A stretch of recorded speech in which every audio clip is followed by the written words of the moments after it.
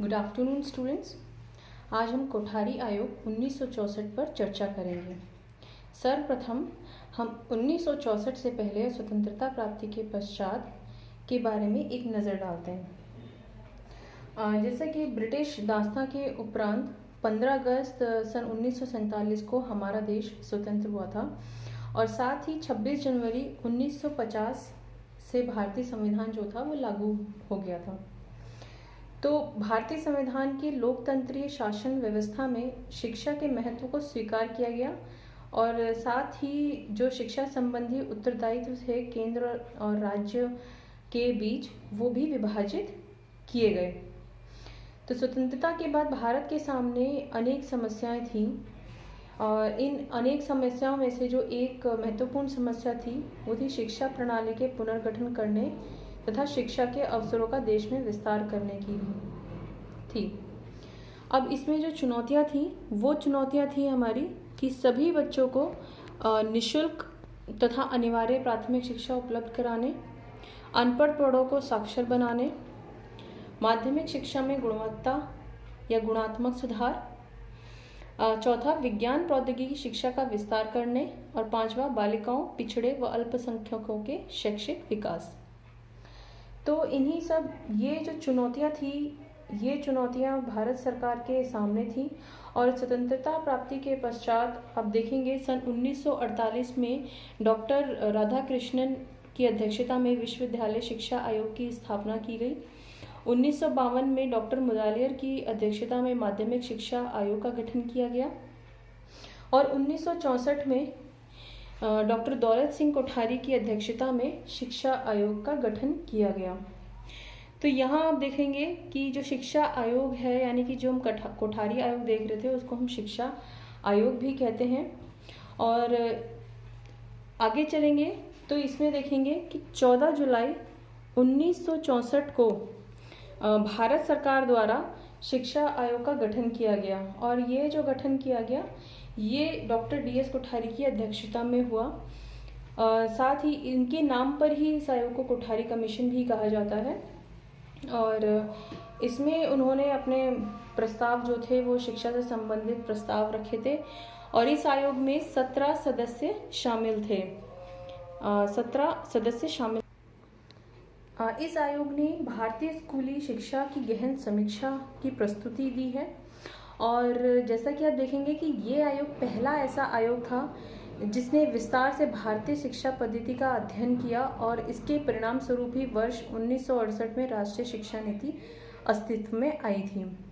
तो इस आयोग ने अपने व्यापक कार्य क्षेत्र को 12 दलों में विभाजित किया था और इसके लिए उन्होंने 7 कार्य समितियों का निर्माण भी किया क्योंकि इतना बड़ा कार्य था तो उसको करना भी ज़रूरी था और इसीलिए कहा गया है कि ये जो आयोग था ये बहुत ही महत्वपूर्ण आयोग था और इसने गहन इसका अध्ययन भी किया।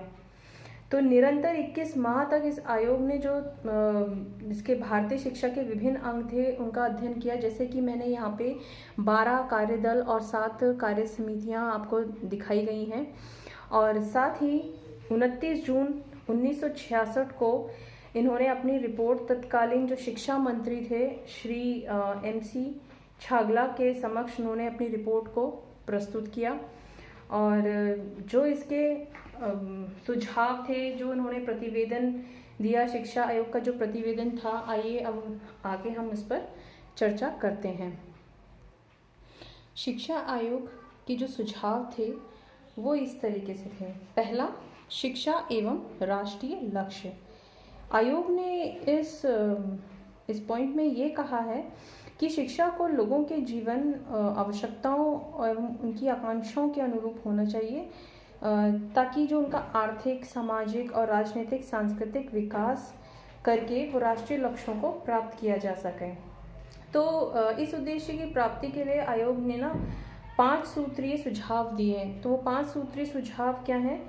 पहला है शिक्षा द्वारा उत्पादन में वृद्धि, सामाजिक एवं राष्ट्रीय एकता का विकास, प्रजातंत्र की सुदृढ़ता, आधुनिकीकरण की प्रक्रिया में तीव्रता और सामाजिक, नैतिक एवं आध्यात्मिक मान्यताओं का विकास एवं चरित्र निर्माण। तो इन 5 सूत्रीय कार्यक्रमों को प्रभावी रूप से लागू करने के लिए शिक्षा आयोग ने सिफारिशें प्रस्तुत की हैं। दूसरा पॉइंट है हमारा शिक्षा की संरचना एवं स्तर। शिक्षा की संरचना एवं स्तर में उन्होंने इस प्रकार से इसको प्रस्तुत किया है, जो नवीन संरचना की इन्होंने बात करी है कि 1 से 3 वर्ष तक पूर्व विद्यालय शिक्षा, 4 से 5 वर्ष तक निम्न प्राथमिक शिक्षा, 3 वर्ष की उच्च प्राथमिक शिक्षा, 2 या 3 वर्ष की निम्न माध्यमिक शिक्षा और 2 वर्ष की उच्चतर माध्यमिक शिक्षा। तो इस तरीके से उन्होंने एक नवीन संरचना में इसको प्रस्तुत किया है और इसमें उन्होंने काफ़ी अपने सुझाव भी दिए हैं कि किस तरीके से इसको लागू करना है।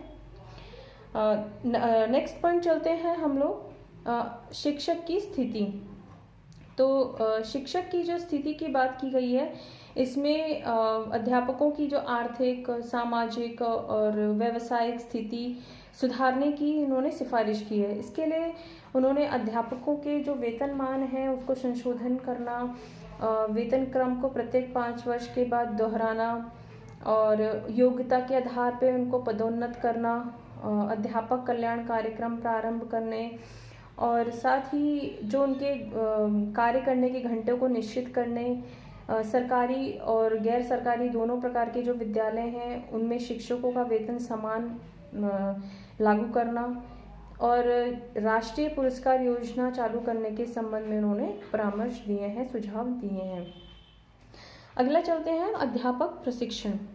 अध्यापक प्रशिक्षण में उन्होंने गुणात्मक सुधार लाने के लिए जो सुझाव दिए हैं वो इस तरीके से हैं कि अध्यापक को अध्ययन की अधिक सुविधाएं दी जाएं और जो विश्वविद्यालय शिक्षा का पाठ्यक्रम में प्रशिक्षण को स्थान दिया जाए, राष्ट्रीय आवश्यकताओं के अनुरूप शिक्षण विधियां, शिक्षण सामग्री व शिक्षण पाठ्यक्रम में परिवर्तन लाया जाए और जो प्राथमिक विद्यालय के अध्यापक हैं, उन जो स्नातक हैं, उनकी प्रशिक्षण की अवधि जो है 2 वर्ष की हो जानी चाहिए। तो इस तरीके से उन्होंने अध्यापक प्रशिक्षण में सुझाव लाने की बात कही है। आगे चलते हैं हम लोग शैक्षिक अवसरों की समानता। जब हम शैक्षिक अवसरों की समानता की बात करते हैं तो न्याय, समानता और स्वतंत्रता ये सब हमारे मूलभूत आधार हैं। तो भारत जैसे प्रजातांत्रिक राष्ट्र में सभी नागरिकों को अपनी योग्यताओं का विकास करने के लिए शिक्षा प्राप्त करने का अधिकार बिल्कुल होना चाहिए। तो उसके संदर्भ में जो आयोग है उसने ये देखते हुए कहा कि जाति व धर्म के भेदभाव को समाप्त कर देना चाहिए, पुस्तक बैंक की व्यवस्था की जाए, छात्रवृत्तियों की संख्या बढ़ाई जाए, विकलांगों की शिक्षा का समुचित प्रबंध किया जाए, प्रादेशिक स्तर पे असंतुलन को दूर करके राष्ट्रीय स्तर पर शिक्षा योजना बनाई जाए। अगला चलते हैं विद्यालय शिक्षा विस्तार। विद्यालय शिक्षा विस्तार में सबसे बड़ी बात उन्होंने कही है कि अधिक से अधिक विद्यालयों की व्यवस्था की जानी चाहिए और साथ ही अपव्यय और अवरोधन को अधिक से अधिक कम करने के लिए प्रयास किए जाने चाहिए। इसके अलावा पाठ्यक्रम में सुधार।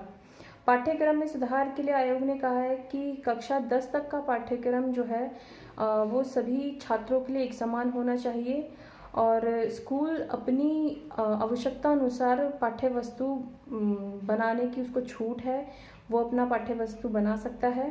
कक्षा 1 से 4 तक मातृभाषा या प्रादेशिक भाषा में होनी चाहिए, कक्षा 5 से 7 तक 2 भाषाएं और कक्षा 8 से 10 तक 3 भाषाएं अनिवार्य होनी चाहिए।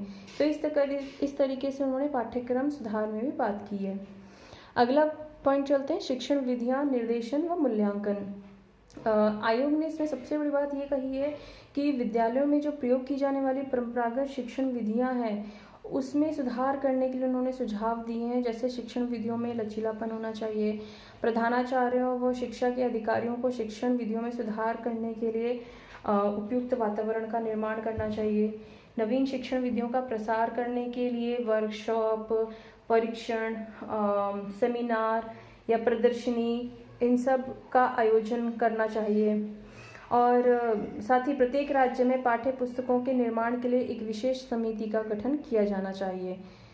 ये और प्रतिभाशाली जो व्यक्ति हैं उनको पर्याप्त पारिश्रमिक देकर प्रोत्साहित किया जाना चाहिए। तो इस बात पर शिक्षा आयोग के सुझाव थे। तो अभी तक आपने सारे पॉइंट्स देखे। आगे हम लोग देखेंगे कि प्रशिक्षु अपने समूह में किन बातों पर चर्चा करेंगे। कि कोठारी आयोग ने शिक्षा के परंपरागत स्वरूप के स्थान पर आधुनिक विज्ञान एवं प्रौद्योगिकी आधारित शिक्षा को क्यों महत्व दिया। जी हाँ, आप सभी प्रशिक्षु अपने समूह में इस पॉइंट पर चर्चा करेंगे और साथ ही बताएंगे कि क्यों उन्होंने प्रौद्योगिकी आधारित शिक्षा को महत्व दिया है। धन्यवाद।